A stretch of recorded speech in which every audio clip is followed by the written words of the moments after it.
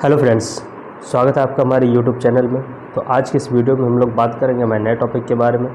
तो आज का हमारा जो नया टॉपिक है वो है द इंडियन कॉन्ट्रैक्ट एक्ट 1872। ठीक है, तो देखिए ये हम लोग के जो टॉपिक है ये एक सीरीज़ वाइज चलेगा, पार्ट बाय पार्ट चलेगा। ठीक है, तो ये हमारा फर्स्ट पार्ट है, पार्ट फर्स्ट।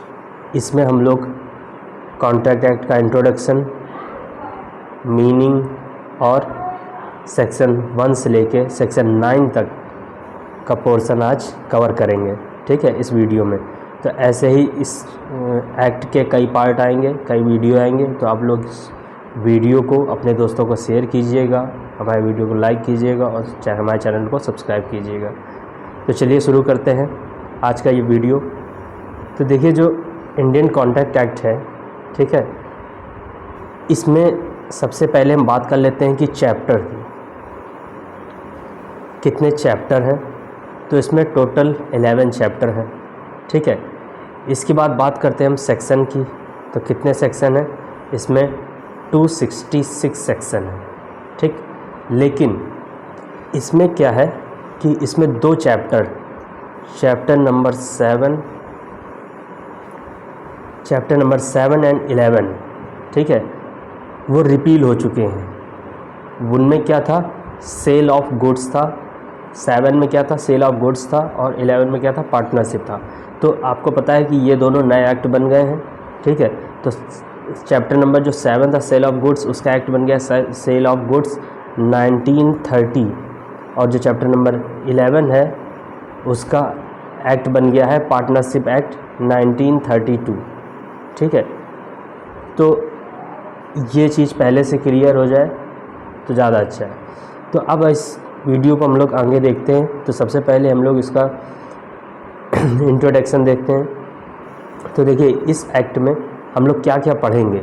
तो सबसे पहले तो इस एक्ट के शॉर्ट टाइटल के बारे में बताया जाएगा, एक्सटेंट ये किसका कहाँ तक प्रचार, मतलब कहाँ तक विस्तार है इसका, कमेंसमेंट ये कब लागू हुआ, ठीक है, और इसकी मीनिंग के बारे में जानेंगे। इसके बाद सबसे पहला जो हमारा चैप्टर फर्स्ट है उसमें क्या है? Of the communication acceptance and revocation of proposal. ठीक है, सेकंड चैप्टर है of contract, voidable contract and wide agreement.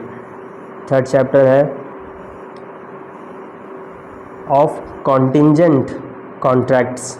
ठीक है, इन सब के बारे में पढ़ेंगे। इसके बाद फोर्थ चैप्टर है हमारा of the performance of contract. इसके बाद फिफ्थ चैप्टर है of certain relation resembling those created by contract. इसके बाद सिक्स चैप्टर है of the consequences of breach of contract.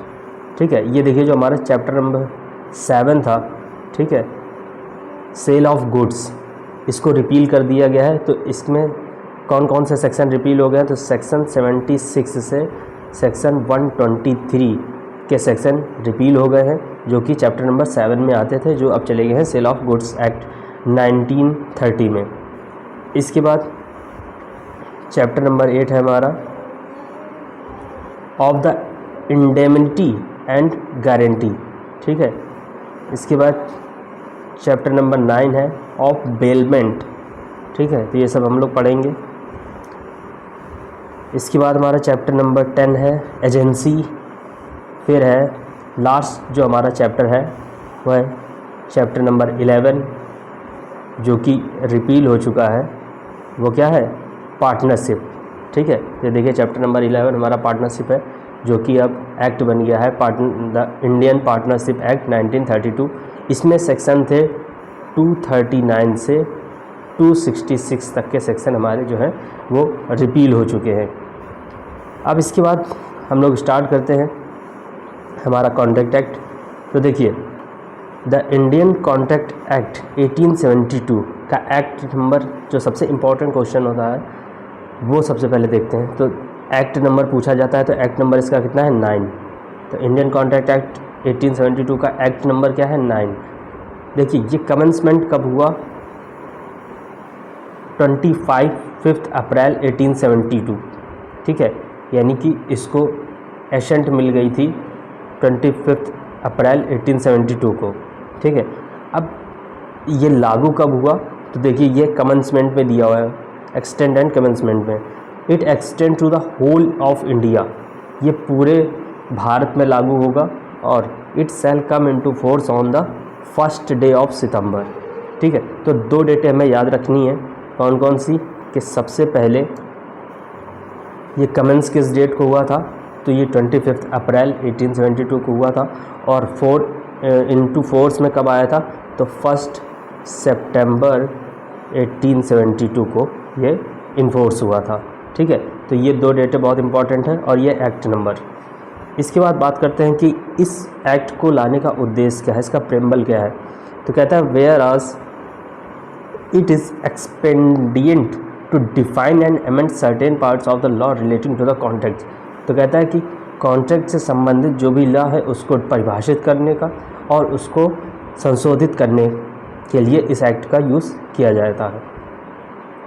इसके बाद अब कहता है कि सबसे पहला है कि शॉर्ट टाइटल, यानी कि इस एक्ट का नाम क्या होगा, तो इस एक्ट को क्या कहेंगे, द इंडियन कॉन्ट्रैक्ट एक्ट 1872। इसके बाद कह रहा है सेविंग, तो सेविंग क्या कहता है, कहते हैं nothing herein contained shall affect the provision of any statute act or regulation not hereby expressly repealed nor any usages or custom of trade nor any incident of any contract not inconsistent with the provision of this act. कहता है कि कोई भी बात अव्यक्त रूप से निश्चित न किए गए किसी स्टैट्यूट, अधिनियम, विनियम के उपबंधों पर, व्यापार की किसी प्रथा या रूढ़ी पर अथवा किसी संविदा के किसी प्रसंगत पर जो इस अधिनियम के उपबंधों से असंगत न हो, प्रभाव न डालेगी। यानी कि इस अधिनियम से अलग अगर कोई चीज़ नहीं है तो वह इस एक्ट पे कोई भी प्रभाव नहीं डालेगी। इसके बाद इंटरप्रिटेशन क्लॉज है, यानी कि इसमें हम लोग इस पूरे एक्ट में जो भी वर्ड यूज़ होंगे उनकी डिफिनीशन के बारे में जानेंगे, ठीक है। तो सबसे पहला जो पॉइंट है 2A, तो इससे भी क्वेश्चन बहुत आते हैं, तो इसलिए आप लोग इसको ध्यान से समझिएगा। 2A में कह रहा है when one person signifies to another his willingness to do or to abstain from doing anything with a view to obtaining the assent of that other to such act or abstinence, he is said to make a proposal, ठीक है। कहता है कि अगर कोई person किसी व्यक्ति से इस आशय से कोई चीज़ पूछता है कि वह उस चीज़ के लिए या तो हाँ कर दे और या फिर ना कर दे, या तो उसमें अपनी सहमति दे दे या फिर सहमति ना दे, तो इस चीज़ को क्या कहा जाता है, प्रपोज़ल। तो प्रपोज़ल कहाँ पे डिफ़ाइन है, कॉन्ट्रैक्ट एक्ट के सेक्शन 2A में। तो देखिए इस प्रपोज़ल को समझते हैं। मान लीजिए A है, वो एक पेन B को बेचना चाहता है, ठीक है। तो A जो है वो B से कहता है कि मेरे पास एक पेन है जो कि 5 रुपए का है, ठीक है, क्या तुम इसे ख़रीदना चाहोगे। अब यहाँ पे B के पास 2 ऑप्शन है, या तो वो यस कर दे या फिर नो कर दे, ठीक है। तो इस जो A ने B को दिया, जो A ने B से कहा, इसी को क्या कहा जाता है, प्रपोज़ल कहा जाता है, ठीक है। तो जहाँ पे भी किसी दूसरी पार्टी के पास 2 ऑप्शन हो, यस और नो करने का, वहाँ पे उस चीज़ को क्या कहा जाएगा, प्रपोज़ल कहा जाएगा। जब A ने एक B को पेन खरीदने के लिए प्रपोज़ल दिया कि क्या तुम मेरा पेन खरीदना चाहोगे, तो यहाँ पे क्या हो गया कि ये प्रपोज़ल हो गया। तो सेक्शन 2A में प्रपोज़ल डिफ़ाइन है, ये याद रखना। इसके बाद सेक्शन 2B कहता है, सेक्शन 2B एक्सेप्टेंस की बात करता है। कहता है कि when the person to whom the proposal is made signifies his assent thereto the proposal is said to be accepted. A proposal when accepted becomes a promise, ठीक है। तो 2B किसकी बात करता है, प्रॉमिस की बात करता है। कहता है कि जब प्रपोज़ल एक्सेप्ट कर लिया जाता है, जब किसी सामने वाले, जैसे A ने B को पेन खरीदने के लिए पूछा कि क्या तुम मेरा 5 रुपए का पेन खरीदना चाहोगे। अब इसके पास 2 ऑप्शन था, यस और नो, ठीक है। अगर ये यस कर देता है, यानी कि इसने इसका प्रपोज़ल एक्सेप्ट कर लिया है, ठीक है। अब ये क्या बन जाएगा, जब प्रपोज़ल एक्सेप्ट हो जाएगा तो ये क्या बन जाएगा, प्रॉमिस हो जाएगा। अगर ये नो कर देता है तो बात ही ख़त्म हो जाती है, ठीक है। अब इसने क्या कर दिया, यस कर दिया, तो जब प्रपोज़ल एक्सेप्ट कर लिया जाता है तो क्या बन जाता है, प्रॉमिस बन जाता है। इसके बाद तो प्रॉमिस कहाँ पे डिफाइन है, प्रॉमिस जो है हमारा कॉन्ट्रैक्ट एक्ट के सेक्शन 2B में प्रॉमिस डिफाइन है। इसके बाद सेक्शन 2C, इसमें कहता है the person making the proposal is called promiser. कहता है कि जो ए था जिसने प्रपोज़ल दिया था, इसको हम क्या बोलेंगे, इसको प्रॉमिसर बोलेंगे। यानी कि जो प्रपोज़ल देता है उसको प्रॉमिसर बोलते हैं। The person accepting the proposal is called the promisee. जो प्रपोज़ल एक्सेप्ट करता है उसको क्या बोलते हैं, प्रॉमिसी। तो यानी कि बी ने प्रपोज़ल एक्सेप्ट किया था तो बी क्या हो गया, प्रॉमिसी, और ए क्या हो गया, प्रॉमिसर। इसके बाद सेक्शन 2D की बात करते हैं। When at the desire of the promisor the promisee or any other person has done or abstain doing from doing or does or abstain from doing or promises to do or to abstain from doing something such act or abstinence or promise is called the consideration for the promise। ठीक है। अब देखिए 2D में हमारा consideration यानी कि प्रतिफल की बात की गई है। प्रतिफल क्या होता है कि जब ए बी के बीच में कोई कॉन्ट्रैक्ट हो रहा है या कोई प्रपोज़ल हो रहा है। देखिए इसने ए ने बी को प्रपोज़ल दिया कि 5 रुपये का पेन ख़रीदना है, ठीक है। अब इन दोनों के बीच में कंसिडरेशन क्या है, ए जो है बी को पेन देगा और बी जो है ए को 5 रुपये देगा। यानी कि आदान प्रदान होना चाहिए। किसी भी कॉन्ट्रैक्ट में कंसिडरेशन बहुत ज़रूरी है, ठीक है। तो इसी को क्या कहा गया है, कंसिडरेशन। यानी कि हमारे बीच दो पक्षों के बीच में कोई भी आदान प्रदान, ठीक है। ये नहीं कि सिर्फ ए ही बी को दे, बी कुछ ना दे, ठीक है। ए ने अगर बी को पेन दिया है तो ये कॉन्ट्रैक्ट नहीं है जब तक बी ने ए को पैसे नहीं दिए हैं, ठीक है। तो कंसिडरेशन दोनों तरफ से होना चाहिए। और कंसिडरेशन बहुत लच्छी भी हो सकता है, यानी कि फ्यूचर में कभी 5 रुपये उसने दिए हों और उसके बदले में ए पेन दे रहा हो, ठीक है। भविष्य में देने की बात करता है, ठीक है, कि अभी पेन दे दो मैं तुम्हें कल पैसे दे दूंगा, ठीक है। तो इन सब चीज़ों को क्या कहते हैं, कंसिडरेशन। तो कंसिडरेशन कहाँ पे डिफाइन है, सेक्शन 2D में। इसके बाद कहता है एवरी 2E कहता है every promise and every set of promises forming the consideration for each other is an agreement. तो सेक्शन 2E जो मोस्ट इंपॉर्टेंट सेक्शन है, ये हमारा एग्रीमेंट के बारे में बात करता है। एग्रीमेंट क्या कहता है कि एवरी प्रॉमिस, हर प्रॉमिस और प्रॉमिस का ऐसा सेट जिसमें कंसिडरेशन हो, वो एग्रीमेंट बन जाता है, ठीक है। जब प्रॉमिस में, जब एक्सेप्टेंस में कंसिडरेशन आ जाता है तो वो क्या बन जाता है, एग्रीमेंट बन जाता है। तो ये कहाँ पे डिफाइन है, ये सेक्शन 2E में डिफाइन है। इसके बाद सेक्शन 2F कहता है promises which form the consideration or part of consideration for each other is are called reciprocal promises, ठीक है। तो रेसिप्रोकल को हिंदी में बोलते हैं व्यतिकारी वचन, ठीक है। यानी कि जिसमें पार्ट कंसिडरेशन हो, पूरा प्रतिफल नहीं दिया गया, कुछ हिस्सा दिया गया, तो उसको क्या बोलते हैं, व्यतिकारी या रेसिप्रोकल प्रॉमिस बोलते हैं।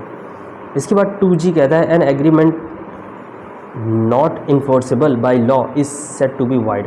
अगर कोई एग्रीमेंट ऐसा है जो कि विधिता इन्फोर्सेबल नहीं है, लॉ द्वारा इन्फोर्सेबल नहीं है, तो वो एग्रीमेंट कैसा हो जाएगा, वाइड हो जाएगा, ठीक है। इसके बाद तो वाइड एग्रीमेंट के बारे में कहाँ बताया गया, 2G में बताया गया है। अब जो मोस्ट इम्पॉर्टेंट सेक्शन है कॉन्ट्रैक्ट, तो अक्सर पूछा जाता है कि कॉन्ट्रैक्ट कहाँ पर डिफाइन है, तो कॉन्ट्रैक्ट 2H में डिफाइन है। कॉन्ट्रैक्ट क्या होता है, an agreement enforceable by law, एक ऐसा एग्रीमेंट जो कि विधि द्वारा प्रवर्तनीय होता है, उसे क्या बोलते हैं, कॉन्ट्रैक्ट यानी कि संविदा बोलते हैं। कॉन्ट्रैक्ट में हिंदी में क्या बोलते हैं, संविदा, ठीक है। तो कॉन्ट्रैक्ट कहाँ डिफाइन है, सेक्शन 2H में डिफाइन है। इसके बाद 2I कहता है an agreement which is enforceable by law at the opinion of one or of the parties hereto but not at the option of the others or others is voidable. ठीक है, कहता है कि ऐसा करार जो उसके पक्षकारों में से एक या अधिक के विकल्प पर तो विधि द्वारा प्रवर्तनीय है, किंतु अन्य पक्षकार या पक्षकारों के विकल्प पर प्रवर्तनीय नहीं है, तो ऐसा करार क्या या ऐसे एग्रीमेंट क्या कहलाएगा? वाइडेबल कॉन्ट्रैक्ट कहलाता है, शून्यकरणीय संविदा कहलाती है। ठीक है, इसके बाद section 2J, a contract which ceases to be enforceable by law becomes void when it ceases to be enforceable. कहता है जो संविदा विधिता प्रवर्तनीय नहीं रह जाती है वह तब तक शून्य हो जाती है जब तक वह प्रवर्तनीय नहीं रह जाती। ठीक है, तो ये था हम लोग का डिफाइन सेक्शन। तो स्टार्टिंग से बात कर लेते हैं, एक बार रिवाइज कर लेते हैं। तो सबसे पहले हमारा जो 2A है इसमें प्रपोज़ल बताया गया है। ठीक है, पहले प्रपोज़ल, 2B में एक्सेप्ट हो जाता है तो प्रॉमिस बन जाता है, यानी कि वचन। ठीक है, 2C में हमें बताया गया है कि कौन प्रॉमिसर होता है, कौन प्रॉमिसी होता है, जो प्रॉमिस देता है। ठीक है, जो प्रपोज़ल देता है उसको प्रॉमिसर बोलते हैं, जो प्रपोज़ल एक्सेप्ट करता है उसको प्रॉमिसी बोलते हैं। 2D में हमें कंसिडरेशन के बारे में बताया गया है। ठीक है, 2E में एग्रीमेंट के बारे में बताया गया है। ठीक है, 2G में 2F में हमें रेसिप्रोकल प्रॉमिस के बारे में बताया गया है। ठीक है, 2G में हमें बताया गया है कि वाइड एग्रीमेंट क्या होते हैं। ठीक है, इसके बाद 2H में हमें बताया गया है कि कॉन्ट्रैक्ट क्या होता है 2H में। इसके बाद 2I में बताया गया है कि वाइडेबल कॉन्ट्रैक्ट क्या होते हैं। ठीक, फिर 2J में बताया गया है कि वाइड कॉन्ट्रैक्ट क्या होते हैं। ठीक, 2J, तो ये सेक्शन आपको बहुत याद रखना ज़रूरी है। इसके बाद बात करते हैं कि ऑफ द कम्युनिकेशन, हमारे चैप्टर 1 के बारे में कहता है of the communication acceptance and revocation of proposal. ठीक है, किसी भी प्रपोजल की संसूचना का, ठीक है, एक्सेप्टेंस कब होता है और उसको रिवोक कब किया जा सकता है। तो सेक्शन 3 हमारा कहता है कि communication acceptance and revocation of proposal, the communication of proposal, the acceptance of proposal and the revocation of proposal and acceptance respectively are deemed to be made by any act or omission। कहता है कि कोई भी proposal जो है वो accept और revoke दो चीज़ों से किया जा सकता है, या तो किसी कार्य के द्वारा या फिर किसी लोप के द्वारा। Proposing, accepting or revoking by which he intend to communicate such proposal, acceptance or revocation or which has the effect of communicating. ठीक है, तो सिंपल सी बात कहता है कि कोई भी कम्युनिकेशन जो है प्रपोजल की वो कैसे की जा सकती है कि एक्ट के द्वारा या फिर किसी लोप के द्वारा एक्सेप्ट और रिवोक की जा सकती है। सेक्शन 4 हमारा कहता है कि कम्युनिकेशन व्हेन कंप्लीट, कम्युनिकेशन कब पूर्ण हो जाती है। कहता है the communication is of a proposal is complete when it comes to the knowledge of the person to whom it is made. ठीक है, कहता है कि the communication of an acceptance is complete. Acceptance की कम्युनिकेशन कब complete हो जाती है? As against the proposer when it is put in a course of transmission to him so as to be out of the power of the acceptor. ठीक है, as against the acceptor when it comes to the knowledge of the proposer. देखिए, proposer की ओर से acceptance कब complete हो जाती है? जब कोई चीज़ एक्सेप्टर तक पहुंच जाती है और उससे अलग हो जाती है, एक्सेप्टर तक पहुंच के उससे अब अलग हो गई है, तो प्रपोज़र की कम्युनिकेशन कंप्लीट हो गई। अब एक्सेप्टर की कम्युनिकेशन कब कंप्लीट हो जाएगी? जब वो चीज़ प्रपोज़र के नॉलेज में आ जाएगी। अभी इसको हम लोग एग्जांपल से समझेंगे। दूसरी भी कहता है कि रिवोकेशन कब होगा, कहता है as against the person who makes it when it is put into a course of transmission to the person to whom it is made so as to be out of the power of the person who makes it। ठीक है, कहता है कि उस person तक जिसके लिए वो प्रपोज़ल दिया गया है, उस पर्सन तक पहुंचने से पहले उसको रिवोक कर दिया जाए। ठीक है, as against the person to whom it is made when it comes to the his knowledge। ठीक है, और जो जिसने प्रपोज़ल भेजा है उस तक जब वो पहुंच जाती है रिवोक की, तब उसके द्वारा कंप्लीट हो जाती है। देखिए इसमें इलस्ट्रेशन है, वो समझते हैं कि A proposes by a letter to sell a house B at certain price. A ने बी को एक घर बेचने के लिए प्रपोज़ किया लेटर के द्वारा। अब कम्युनिकेशन कब कंप्लीट होगा, कहते हैं the communication of proposal is complete when B receive the letter. तो ए के द्वारा जो प्रपोजल भेजा गया था वो कब कंप्लीट हो जाएगा, जब बी उस लेटर को रिसीव कर लेगा। B accept as proposal by A letter sent by post. अब बी की एक्सेप्टेंस कब हो जाएगी, जब बी उस एक्सेप्ट के लेटर को सेंड कर देगा। ठीक है, अभी चाहे पहुँचा हो चाहे ना पहुँचा हो, कब उसकी एक्सेप्टेंस कंप्लीट हो जाएगी, जब उसने लेटर एक्सेप्ट करके वापस कर दिया। The communication of acceptance is complete as against A when the letter is posted. ठीक है, as against B when the letter is received by A. ठीक, तो ए के लिए वो कम्युनिकेशन कब एक्सेप्ट हो गई, जब बी ने उसको सेंड कर दिया, और बी के लिए कब वो कम्युनिकेशन कंप्लीट होगी, जब ए को वो रिसीव हो जाएगा। ठीक है, इसके बाद कहता है ए रिवोक्स हिज प्रपोजल बाय टेलीग्राम। अब उसने जो घर बेचने के लिए प्रपोजल दिया था उसको रिवोक कर दिया, तो तब कैसे कंप्लीट होगा, तो कहता है the revocation is complete as against A when the telegram is dispatched. ठीक है, तो ए के द्वारा जब ए ने जब यहाँ से टेलीग्राम भेजा और वो डिस्पैच हो गया, तभी उसका रिवोकेशन कंप्लीट हो गया।